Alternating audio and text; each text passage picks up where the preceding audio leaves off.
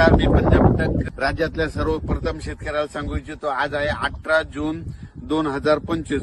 म्हणजे या राज्यामधलं हे आता जे वारं सुटलंय हे कम्प्लीट 24 तारखेपर्यंत असं वारं राहणार आहे, म्हणून हा अंदाज लक्षात येतात. 25 तारखेला हे वारं बंद होणार आहे.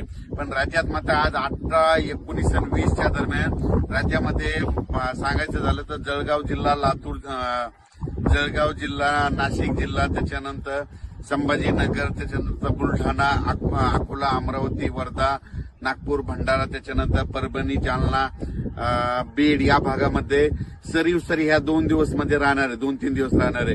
खूप काही मोठा पाऊस पडणार नाही, भाग बदलत पडणार आहे, सरी पडणार आहेत आणि ज्यांचं सोयाबीन पेरलेलं आहे त्याला जीवदान भेटणार आहे, म्हणून हा अंदाज लक्षात घ्यायचा.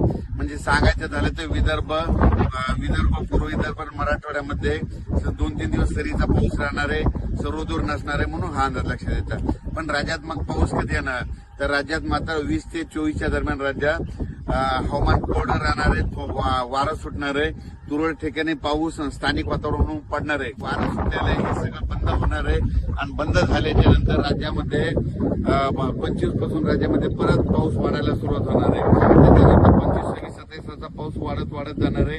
त्याच्यानंतर राज्यात